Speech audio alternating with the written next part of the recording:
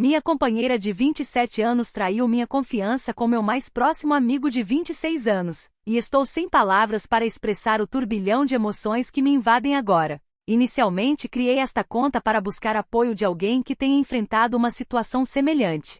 Infelizmente descobri que não é uma experiência tão rara.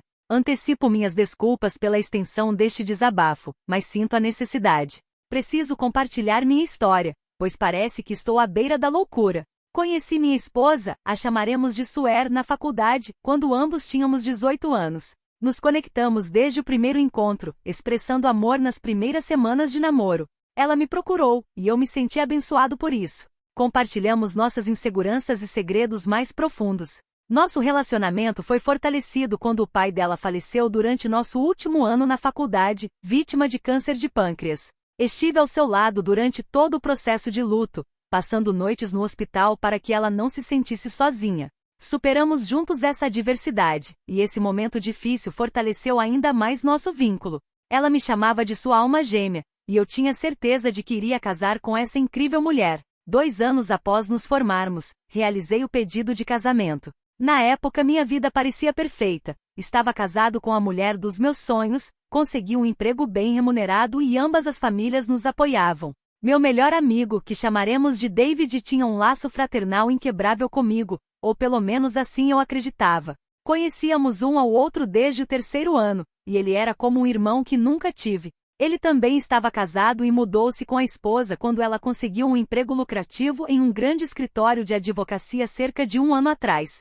Infelizmente a esposa dele faleceu em um acidente de carro, o que o devastou. Ele retornou à nossa cidade natal, mas nunca foi o mesmo. Eu tentei oferecer apoio, mas ele não desejava se envolver com ninguém, e ninguém compreendia a intensidade de sua dor. Decidi pedir à minha esposa para conversar com ele, considerando que ela também havia perdido um ente querido. Pensei que talvez Dave pudesse se conectar melhor com alguém que compartilhasse uma experiência semelhante. Agora percebo que foi um grande erro. Visitávamos ele diariamente e minha esposa passava horas em sua casa, muitas vezes sem a minha presença. Eles saíam juntos para trilhas, assistiam a filmes sem me convidar e almoçavam juntos, realizando atividades típicas de casais. Essa interação era muito mais intensa do que eu havia planejado, o que me deixou desconfortável. No entanto, Dave estava aparentemente se recuperando. Vale ressaltar que Dave e minha esposa nunca tinham se gostado antes desse acontecimento. A esposa dele sempre achou que ele era um idiota antes de se casar, tendo passado por vários relacionamentos. Mesmo após o casamento com sua falecida esposa, ele mantinha um comportamento instável. Além disso, minha esposa começou a exibir características que agora reconheço como comportamento típico de alguém traindo, sempre no celular, distante, com pouca ou nenhuma intimidade e chegando em casa muito tarde. Tudo começou a parecer suspeito. Em um dia, ela estava trocando mensagens e, ao questioná-la sobre com quem estava falando, ela ficou irritada, chamando-me de possessivo. Quando expressei minhas preocupações a Dave sobre a amizade deles, ele assegurou que nada estava acontecendo e até me acusou de não confiar nele ou em minha própria esposa. Essa situação continuou até o dia em que ela saiu novamente, alegando que passaria o fim de semana na casa da irmã para ter espaço, pois eu estava enlouquecendo com minhas acusações. Ainda desconfiado, liguei para a irmã dela para confirmar, e ela confirmou que a esposa ainda não havia chegado. Ela saiu por volta das 15 horas, e eram agora 22 horas. Algo em minha intuição me disse para ir até a casa do meu amigo. Então, eu fui verificar, e certamente o carro da minha esposa estava estacionado a alguns metros da casa do meu amigo. Nesse ponto a situação estava clara como o dia. Odeio admitir, mas chorei copiosamente. Depois de alguns minutos, decidi entrar para confirmar se era isso mesmo que estava acontecendo. Optei pela porta dos fundos, que eu sabia que estaria aberta. Ao entrar silenciosamente pude ouvir gemidos, e tremi ao me aproximar da porta do quarto dele. Ao abrir a porta abruptamente, os dois congelaram, olhando para mim. Precisei reunir todas as minhas forças para não reagir violentamente. Simplesmente saí e entrei no meu carro. Conseguia ouvir suas vozes e movimentos enquanto minha esposa começava a implorar para eu parar e garantindo que poderia explicar. Eu não queria encará-la, e não sei o que teria feito. Simplesmente dirigi, chorando durante todo o trajeto de volta para casa. Eles continuaram ligando incessantemente. Fui para a casa de um amigo da faculdade e estou aqui há cerca de 1 semana. Não consigo comer, dormir ou concentrar-me em mais nada.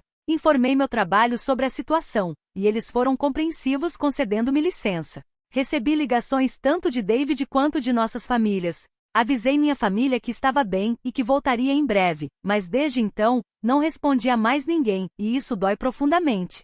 Estou tentando ser forte, mas minha determinação está enfraquecendo. Como alguém que amei tão generosamente pode fazer isso? Não sei o que fazer ou como lidar com isso. Por favor, ajude-me. Atualização. Tirei um tempo das redes sociais, incluindo o Reddit, para refletir sobre meu casamento e os passos que tomaria daqui para frente. Recebi muitos conselhos de pessoas aqui, assim como de familiares e amigos. No entanto, eu não tinha certeza do que realmente queria. Muitas coisas aconteceram desde então isso pode se tornar um relato mais extenso.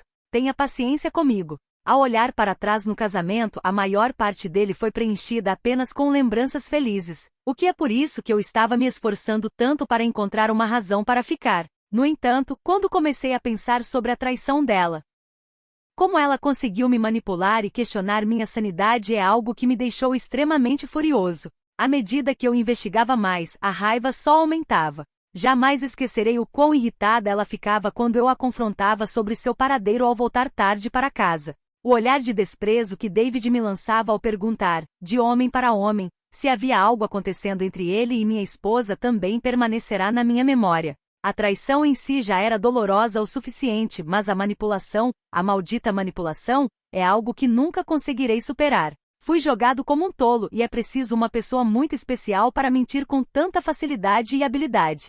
Não compreendo como conseguiram mudar de atitude tão rapidamente. Lembro-me de uma noite, cerca de 2 dias antes de descobrir tudo, ela estava expressando seu amor por mim e como pensava em mim enquanto dirigia para casa. Agora quase tenho certeza de que ela tinha acabado de sair da casa de David, pois não estava usando calcinha. Ela brincou com ambos nós, e eu caí nessa armadilha. Beijei-a, e toda essa situação me fez sentir um covarde. Como pude permitir que eles me enganassem dessa maneira? Sinto-me profundamente humilhado. À medida que refletia sobre tudo, sentia uma vontade crescente de ir até a casa de Dave, mas sabia que não podia. Justiça, para mim, não seria alcançada com o nosso sistema judiciário, pois qualquer retaliação resultaria em minha prisão. Conversei com meu advogado, e ela me aconselhou a não fazer nada impulsivo. Além de acabar na cadeia, prejudicaria minhas chances no processo de divórcio. Ela sugeriu que eu buscasse um terapeuta, mas por enquanto não via necessidade. Os inúmeros e-mails que recebia só aumentavam minha irritação. Ela continuava repetindo as mesmas desculpas de antes e até tinha a audácia de me enviar versículos da Bíblia sobre o perdão. Se eu fosse tão importante assim, por que ela fez isso? Retornei ao trabalho para manter minha mente ocupada, o que realmente ajudou a lidar melhor com a situação. Também reduzi o consumo de álcool em comparação com o início. Um dia, enquanto estava no trabalho, recebi uma carta de Sue. A princípio, quis simplesmente jogá-la fora, mas decidi lê-la. Ela falava sobre sua terapia individual e como isso a ajudou a descobrir algumas questões subjacentes consigo mesma, sendo a principal delas a sua baixa autoestima. Ela explicou que a discrepância em nossa atratividade a fazia sentir-se muito consciente de si mesma. Profundamente ela desejava ser desejada por alguém além de mim. Segundo ela, sua irmã sempre foi considerada mais bonita, o que contribuiu para sua baixa autoestima. Apesar de reconhecer que eu a achava atraente e a fazia sentir-se bonita, ela buscava validação em outra pessoa. Ela pediu desculpas novamente, enfatizando que isso não era uma justificativa, mas uma tentativa de garantir que tal erro nunca se repetisse, caso eu decidisse dar-lhe outra chance. Em seguida, ela sugeriu que tentássemos uma terapia de casal para resolver as questões pendentes. Até aquele momento eu ainda não havia respondido a nada que ela ou sua família haviam enviado, então optei por ignorar. Iniciei o processo de divórcio, e a primeira questão a ser abordada foi a divisão financeira. Infelizmente, eu não podia desvincular-me sem o consentimento dela. Possuíamos contas separadas, além de uma conta conjunta de poupança. Apesar de eu ganhar significativamente mais, provavelmente teria que dividir igualmente os recursos dessa conta. Prossegui com a entrada dos documentos do divórcio, notificando-a algumas semanas atrás. Foi nesse momento que começou o tumulto. No mesmo dia em que ela foi notificada, ela apareceu em meu apartamento com a petição de divórcio nas mãos, deixando-me surpreso com a descoberta de minha localização. Durante um momento tenso, relembramos a dor daquela fatídica noite, e todas as emoções retornaram com intensidade renovada. Contive as lágrimas e a afastei gentilmente quando ela tentou se aproximar para um abraço. Em seguida, ela começou a gritar, perguntando por que eu estava desistindo tão facilmente de nós e insistindo que poderíamos resolver tudo com uma conversa. Nesse ponto, percebi que só queria me afastar dela. Ao tentar retornar ao meu carro, ela se jogou sobre o capô. Perguntei o que ela queria, e ela disse que só queria conversar, argumentando que não poderíamos encerrar nosso casamento dessa maneira. Cedi, pois ficou claro que ela não aceitaria um não como resposta e estava causando um tumulto. Entramos no meu apartamento, e eu me sentei para ouvir o que ela tinha a dizer. Novamente, ela expressou a disposição de fazer qualquer coisa para salvar nosso casamento, declarando que ainda me amava e estava arrependida. Propôs uma pesquisa sobre como poderíamos seguir em frente e sugeriu uma separação temporária, na qual eu poderia sair com quem quisesse, mas teríamos a oportunidade de reconstruir nossa amizade antes de retomar o relacionamento conjugal. Entre outras ideias, ela aventurou a possibilidade de um casamento aberto, tentando mostrar exemplos de casais que sobreviveram à infidelidade.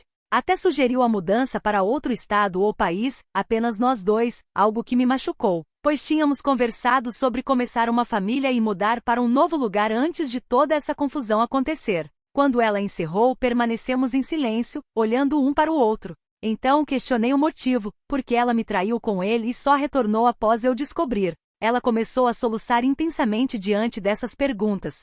Explicou que se sentia profundamente culpada, mesmo durante os atos, mas estava tão envolvida que não ponderou as consequências e o que estava prestes a perder. Mencionou que a terapia a fez perceber que provavelmente teria traído em algum momento, se não com Dave, então com outra pessoa, devido às mesmas questões subjacentes das quais não tinha consciência. Indaguei se ela me prometia que não amava ele, que não se falavam desde que eu saí, e se ela só me amava a mim, faria qualquer coisa para compensar o que fez conosco. Questionei se ela já havia me traído antes, e ela jurou pelo falecido pai que foi a primeira e única vez.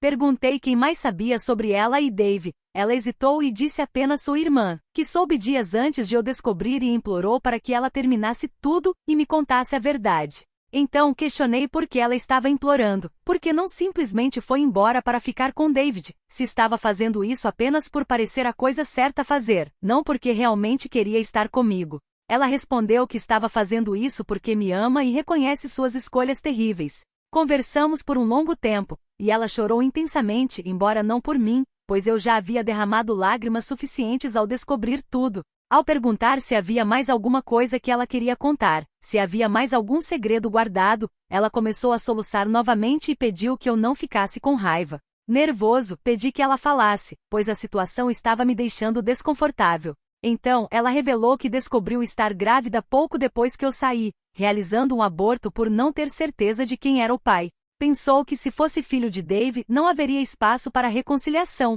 e sentiu que precisava tomar essa decisão. Fiquei chocado e ela implorou para que isso não fosse o fim do nosso relacionamento. Paralisado, pedi para ela sair, mas ela insistiu que ainda precisávamos conversar. As súplicas só aumentavam minha fúria, somadas à notícia que acabará de ouvir. Indaguei sobre quanto tempo ela soube da gravidez, e ela disse algumas semanas. Nesse momento a ficha caiu, pois ela havia mencionado em um e-mail que começaram a se envolver com Dave cerca de uma semana antes de eu descobrir. Era uma mentira, ela concordou, admitindo que disse isso para não me magoar com os detalhes e tentar minimizar a situação.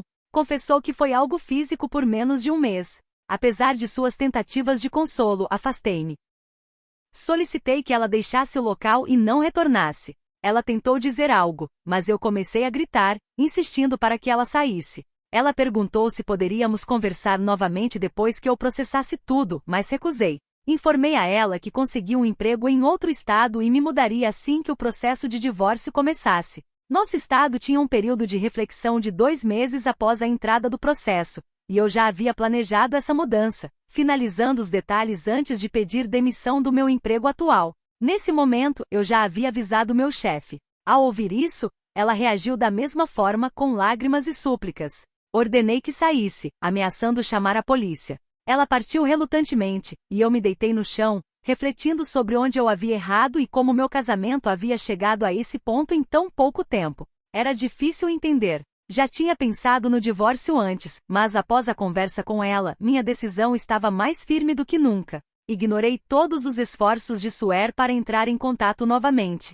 No entanto, alguns dias atrás, na quinta-feira, recebi uma ligação de minha mãe informando que Sueli estava no hospital. Aparentemente, ela foi hospitalizada por overdose de drogas. Tudo parecia um pesadelo, e ainda não sei como lidar com isso. Visitei-a no hospital, e ela parecia estar bem, mas estava internada na ala psiquiátrica. Assim estão as coisas agora. Não tenho ideia do motivo pelo qual ela fez isso, e quando a visitei, ela estava dormindo. Isso machuca, pois ainda a amo, e agora estou apenas aliviado por ela estar bem. Dadas as circunstâncias atuais, não tenho pensado no divórcio. Como devo proceder? Provavelmente há muitos detalhes importantes que estou deixando de fora, mas adicioná-los tornaria isso insuportavelmente longo. Preciso de orientações sobre os próximos passos. Eu esperava que minha última atualização fosse o último post relacionado a esse assunto, mas aqui estou novamente. Já se passaram cerca de 8 meses desde que minha vida se transformou em um caos, e infelizmente para mim, as coisas só pioram.